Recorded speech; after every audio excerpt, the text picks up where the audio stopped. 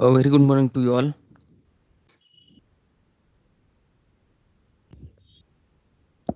Morning.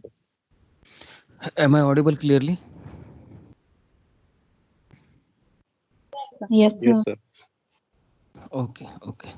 So, uh, before we start, who will tell me that what we have discussed in the last session?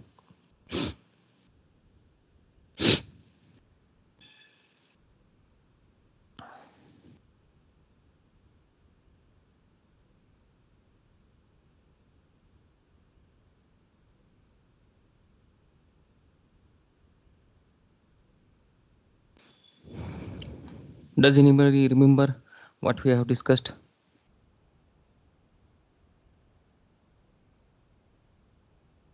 Anybody? Suraj, Sagar, Pooja, Pallavi. Sorry, sir. I was actually last day. Okay. Yogesh,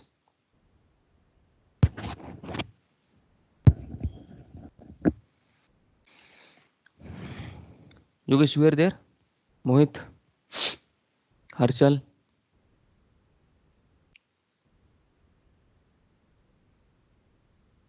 Jayant, Pooja.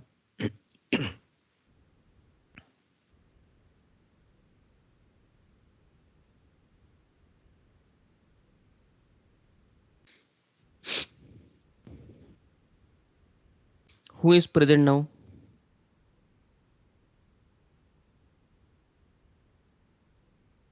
Who all are present? Because if only you are keeping your phone Yes, I'm on. present. Acha, Harshal is there, Pallav is there, Suraj, Jayant, Sagar, Pooja, Yes, sir. Suraj is there. Huh. Three present. Sagar, Pooja, Bhanudas, Haridev, Saurabh, Anteshwar, Amol, Nikita, Yes, sir. Tejasri, Mohit,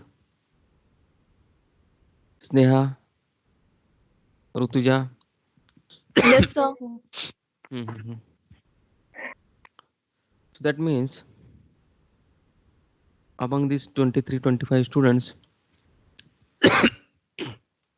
5 6 are actually present, isn't it? Yes, So sir. Sagar is there. Sir. Okay. So who remembers what did we discuss in the last session?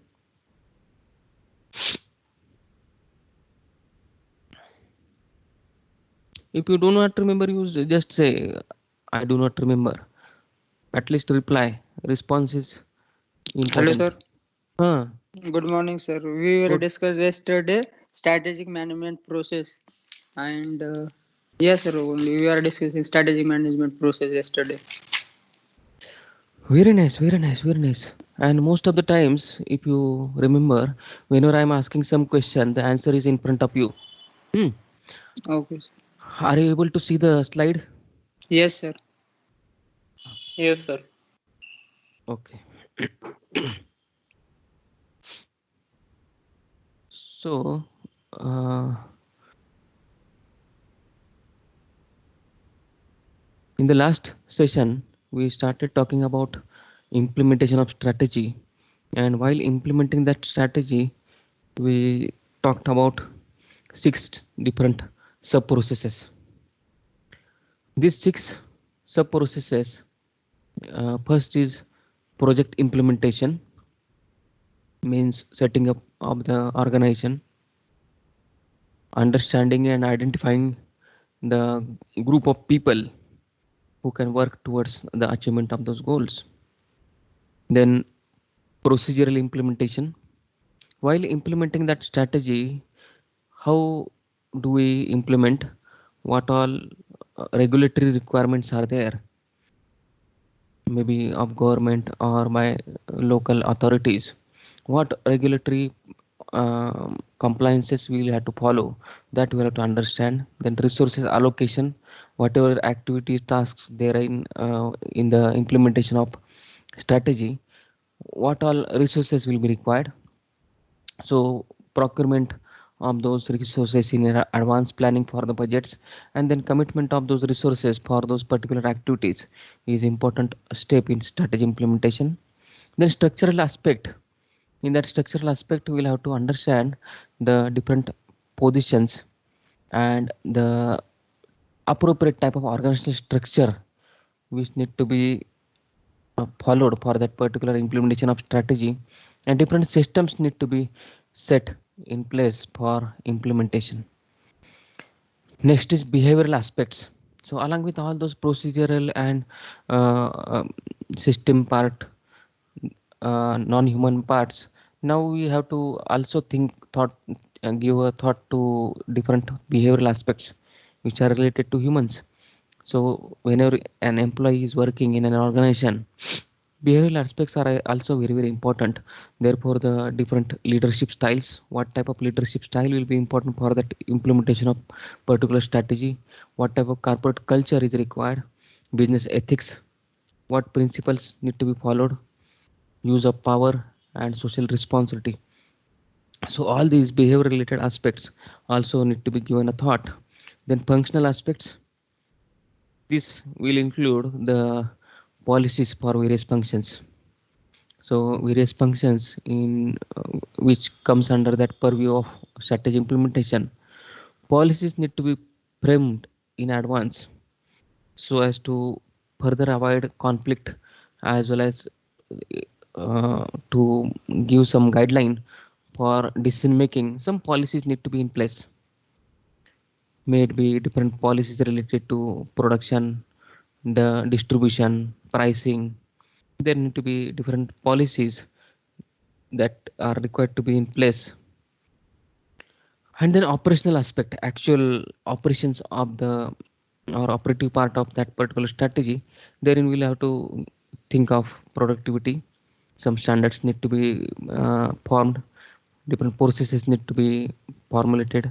People need to be allocated, given responsibilities, and then pace, speed of implementation also need to be decided.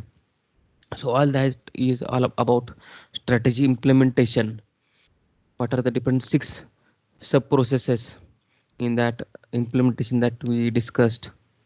Then we started understanding whatever we discussed, few more details about the strategic management, what all aspects come therein, and what all we should give a thought of, that we discussed in these slides. So we talked about strategic management, that it is a field that deals with major intended and emergent activities. So different strategies, we through Mintzberg's model we talked that there is a emergent strategies, initial strategy, which are we call it as a intended strategies. Then there are some few strategies which are dropped, some strategies which will emerge, some strategies which will be called as a deliberate strategies. So all that we discussed. These strategic decisions will be initiated by top managers on behalf of the company, and this strategic strategy formulation will involve the utilization of different resources which that organization have, and these resources will be allocated or utilized in such a way that it can enhance the performance of the firm in their external competitive environment, so as to establish the organization to make the organization survive and grow. This strategic management will involve different uh, aspects like vision, mission, objectives. This is the initial phase wherein the top management will have to formulate the vision, that is the direction wherein they want to direct the organization, the mission, objectives, and then developing the plans and different policies so as to achieve the set objectives whatever are planned, and then allocating the resources to those planned activities and tasks. Going ahead, strategic management provides overall direction, as we already have discussed. This strategic management will involve not only top management but also board of directors, stakeholders, depending upon the organizational structure. So strategic management is not the only activity of top management. It involves everyone in an organization as well as those who are directly or indirectly associated with the organization. We'll be discussing about who are all the stakeholders in the later slides. Then strategic management is an ongoing process that evaluates and controls the business. At the same time, we also have understood that the strategic management is an ongoing process. So it is a continuous process right from beginning of the organization. So it is a top-down approach as well as it is an ongoing process. Continuously we will evaluate and try to control the implementation of the strategy wherever required. We will change or modify the strategies, and it is a continuous process of moving towards the goals or the objectives. The strategic management allows companies to assess their competitors and helps to set goals and plans strategies to outwit existing and potential competitors. Outwit means stand above all the competitors, or we can say stand something differently from the competitors, or establish the superiority of our services or products whatever we are delivering. So this strategic management, why it is important? Basically it helps the organization to survive in the market, to grow in the market, to establish its products or services superior than their competitors.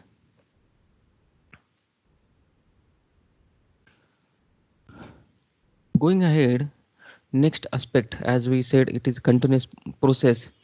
So the assessment of implemented strategy is planned on different periods, that is quarterly, half yearly, or annual basis.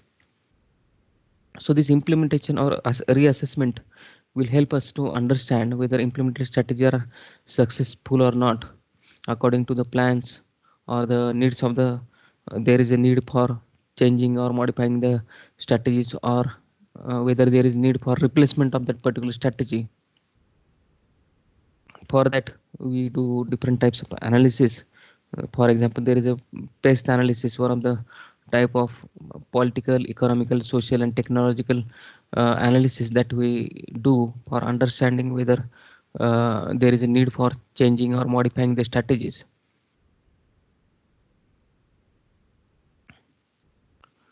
Then the formulation of the strategy at the top management, it involves three main processes. That is, first is understanding where we are, that is the situational analysis we say. So performing that situation analysis, self-evaluation and competitor analysis, it is the first step. That is internal and external analysis. It may include the SWOT analysis, strength, weakness, threats, opportunities, as well as the external analysis that may be of different type, like one of the pest analysis, political, economical, social, technological analysis. So once we understand where we actually are, we can understand then what we want to achieve or where we want to go. That is, simultaneously the objectives are set. Some objectives are short term, some are long term. So once we understand where we are and what we are, then next step is to set some objectives that may be long term as well as some short term. These objectives set must be in light of situation analysis. So on the basis of that situation analysis, we formulate these objectives, and suggest some strategic plans. The plan provides the details of how to achieve those objectives. So these strategic plans will give a detailing of all those ways of achievement of all those goals. The evaluation, which is important part, as we discussed, it is a continuous process. This Johnson, Schools and Whittington presented a model to evaluate strategic decisions. So for evaluation of different strategic decisions, one of the important model which we have now, this is the second model we are discussing in this unit, which is Johnson, Schools and Whittington model. They have given this model for evaluation of particular strategy. So with this model, we will be able to understand whether that strategy is useful or not. So in that, they have given these three important terms which we have to understand in detail for understanding how to evaluate any strategy. The important parameters they have given is suitability, whether the particular strategy which we are planning is suitable or not. So that means will it work? Second is feasibility, the practicability, whether practically can we implement, can it be made to work? And third is acceptability, whether it will be accepted by the employees or not. How is the acceptance of the different people who are actually going to implement it, or whether there are any obstacles in actual implementation, that we'll have to understand. So this is model which we are going to now discuss in detail. All these parameters, that is suitability, feasibility and acceptability, we will have to discuss in detail. The first parameter, that is the suitability of the strategy.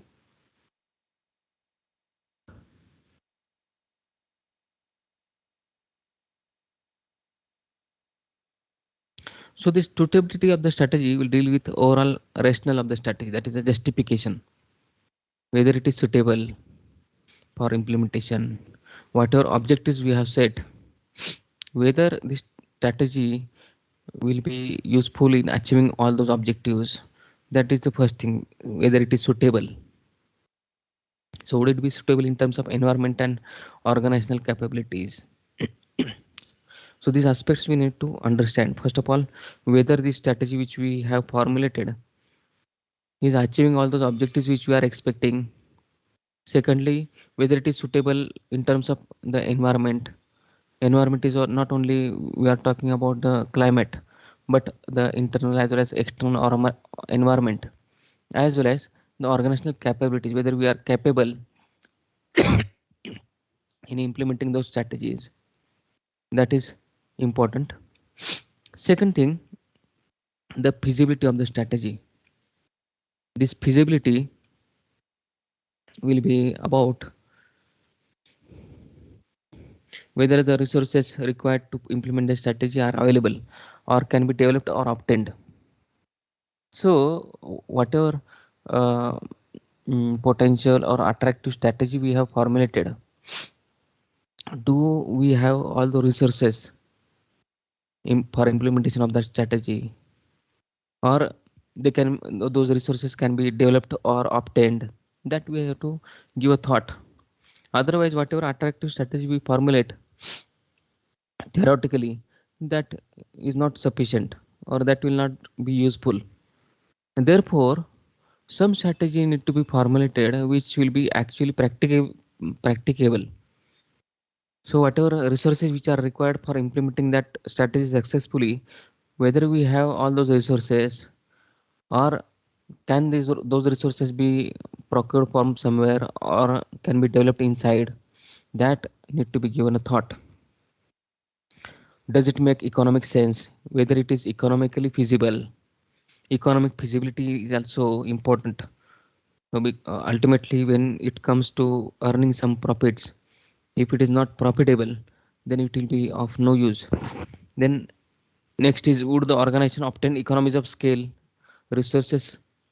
All those resources can be of people, funds, time, information, and machines.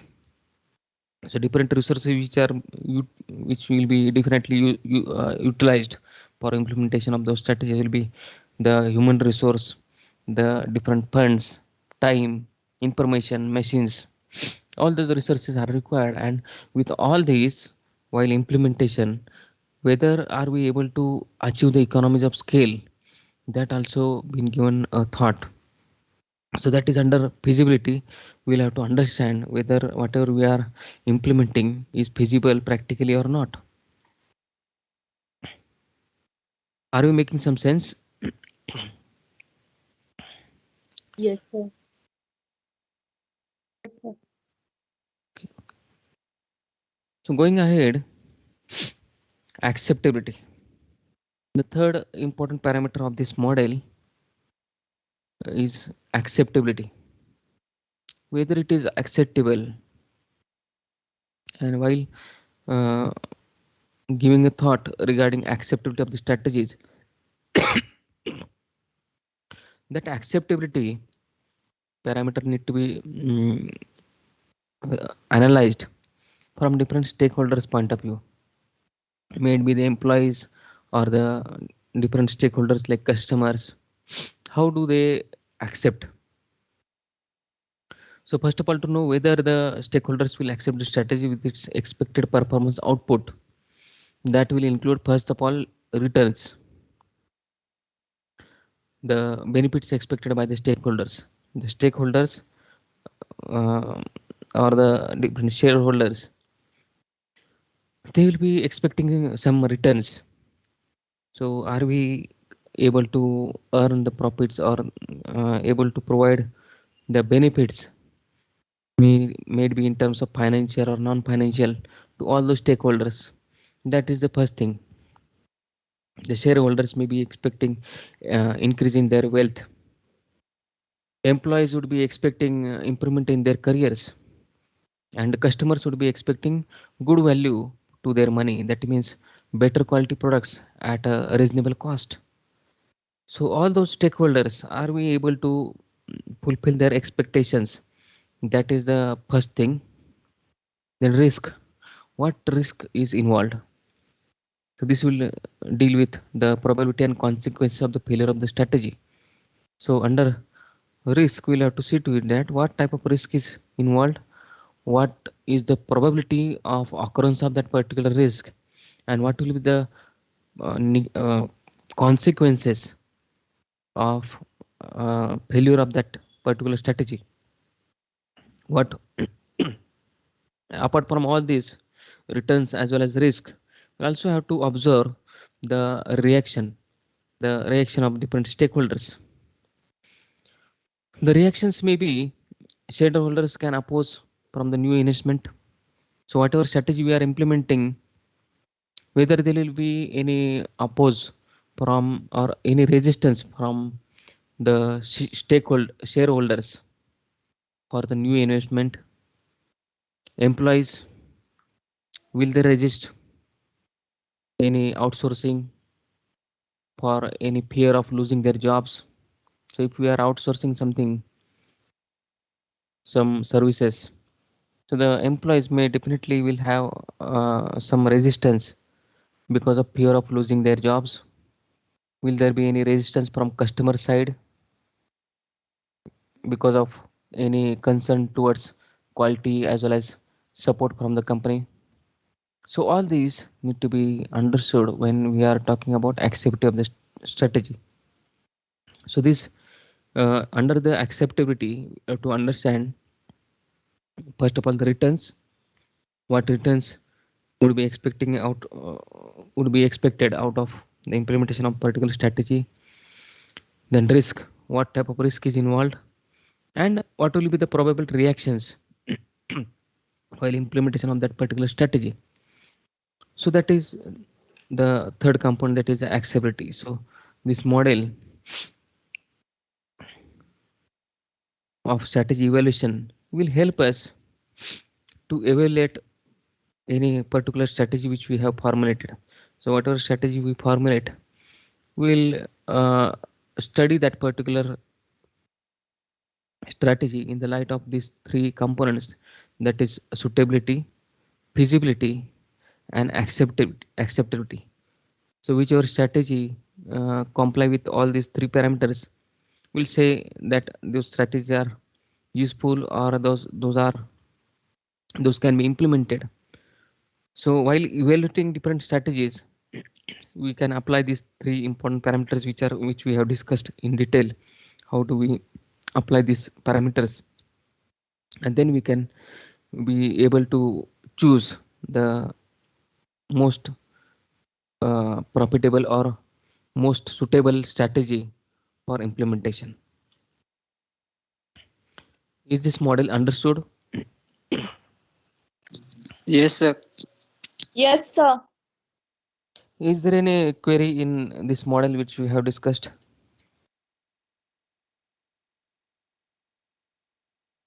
Any query or something you would like to add into this?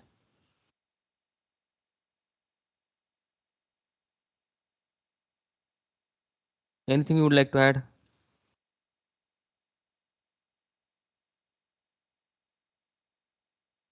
No, sir. Okay. So what we'll do is we'll go ahead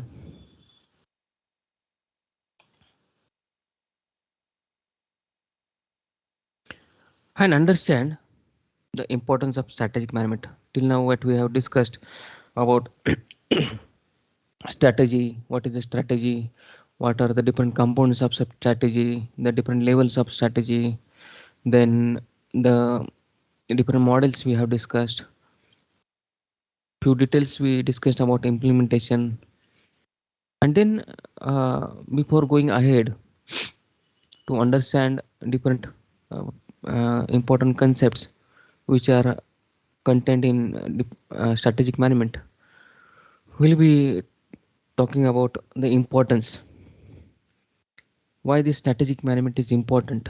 This also we have discussed from time to time, uh, why this is important. As a summary, we'll just have a recap of all those aspects which are important to be kept in mind. That is, strategic management is must for all the organizations who dreams to grow. So for survival as well as growth, strategic management is very very important. Without strategic management, it will be difficult for survival as well as growth. Survival of the fittest does not mean a strong or large company will survive. So it is not that strong or large companies or medium scale or small scale, but the companies who are able to manage those operations strategically, they will be able to definitely survive. Business has to follow the war rule, that is win or lose. Companies need to have competitive advantage. These all the characteristics of successful business organizations is possible to have it because only if it follows strategic management, which includes strategic analysis, strategy formulation, and strategy implementation. So, if you want to have a competitive advantage, that is, if you want to stand above the competition in the market and then want to survive and grow, you will have to have this strategic management, which will have the strategic analysis, strategy formulation, and formal implementation of that particular strategy.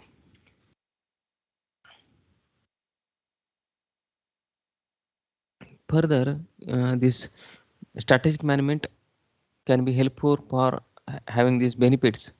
First of all, it helps organization to be proactive than being reactive. This is more very very important,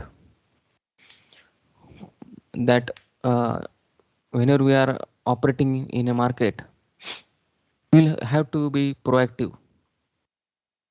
In today's world, if you see, because of globalization, there are many changes. The changes are having a good space. Whatever you are seeing today may not be there tomorrow. the technology changing, the even the taste preferences like dislikes of people are also changing constantly and with a good speed. Then in this type of volatile situation, if we follow the reactive type of approach, that will definitely make the company go into losses. And therefore, being proactive in understanding what will be the requirement of future will be definitely of use, and that can be achieved with the implementation of strategic management, because strategic management include all those concepts of formulation of strategy, implementation of the strategy, and evaluation and control of the strategy from time to time as per the internal as well as external changes. So that is there in strategic management, and therefore if you make use of or you implement the strategic management, then it can help us to remain proactive and provide the better and better things to the market well in advance for the betterment of the future. We have the many good examples like Apple, Sony. They bring in the different products to the market which are not being imagined by different companies. Most of the times, the innovative products which customers also don't think of, but those are the requirement of the future. Those are being launched by such companies like Apple and Sony. That is because of understanding of the customers well, understanding the environment, the market, the different factors which are there in the market which affects the business.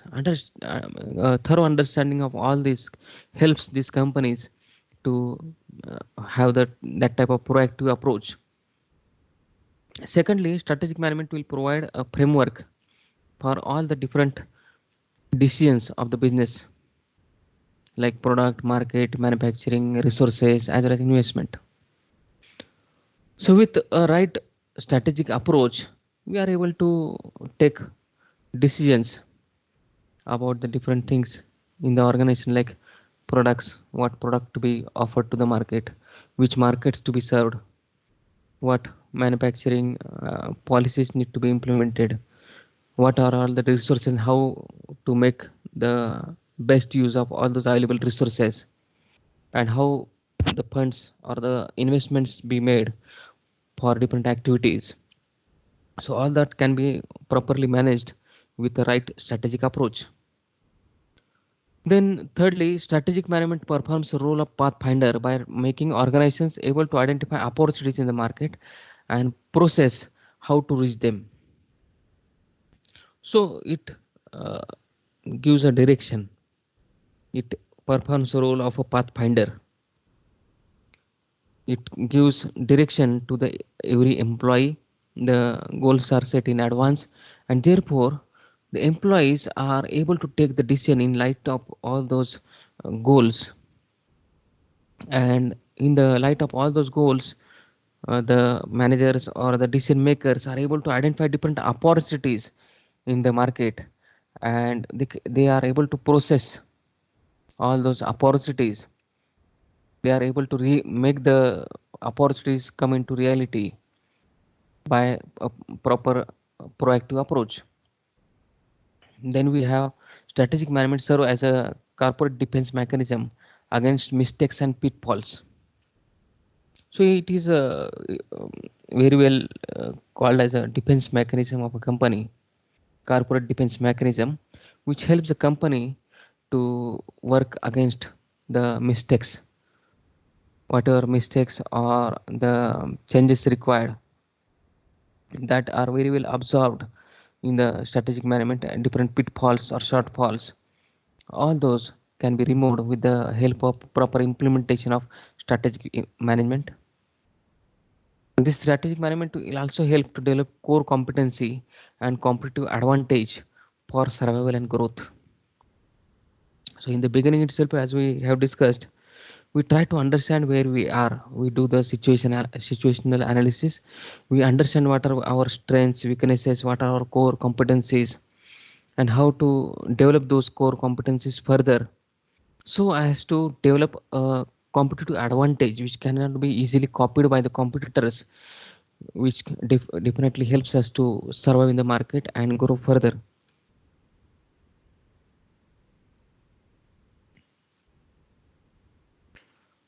Are you able to understand what we are discussing? Yes, Yes, sir. yes, sir. Hmm. Yes, sir. So we discussed in detail a summary of how the strategy management is important and how it is beneficial for an organization, that we have discussed in detail. Going further, we are now going to discuss the different stakeholders in the business. So some time back I told you that we are going to discuss the stakeholders. Who are all the stakeholders in the business? So these stakeholders, first of all, we'll understand what is a stakeholder. Stakeholders are those individuals or groups of people who can affect and are affected by the strategic outcomes achieved and who have enforceable claim on company's performance. That means all those people who are directly and indirectly involved and associated with the company's performance and are affected by the company's output or outcomes. So those all group of people, we can call them as a stakeholders. So these people have stakes in the strategic outcome of the company. These people can be positively and negatively affected by these outcomes, and these strategic outcomes is dependent upon the support and active participation of certain stakeholders. So these outcomes, uh, those outcomes which are being affected, or the groups who are likely to be affected by the outcome of these, all these people, group of people who have stakes in the company, who are affected by the outcomes of the company, and by whom the outcomes are dependent, all those groups or people, we can call them as a stakeholders of a particular business. If we want to categorize all those stakeholders, we can classify those stakeholders into four major categories. First category is capital market stakeholders. Second is product market stakeholders. Third is secondary stakeholders. And then organizational stakeholders. These are the four major kind of stakeholders which will be the aspects wherein we would like to have further discussion. Capital market stakeholders, product market stakeholders, secondary stakeholders, and organizational stakeholders.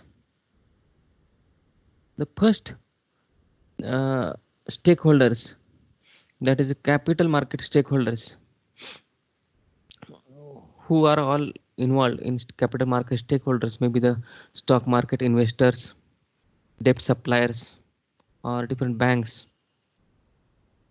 Secondly, the product market stakeholders, that may be the different customers, retailers, or suppliers.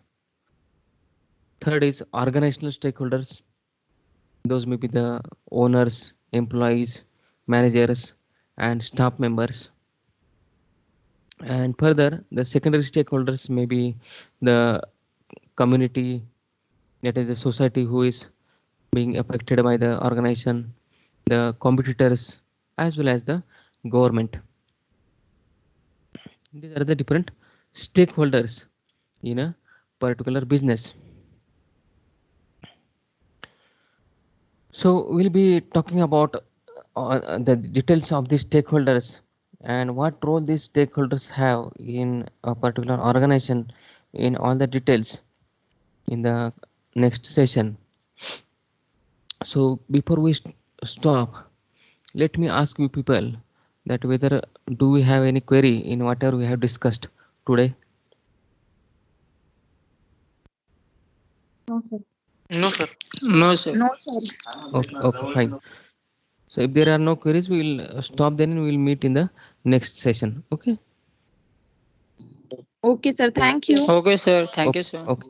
Have a Okay. great day. Welcome. Okay, sir. Thank you. Thank you. Thank you, sir. Thank you. Bye.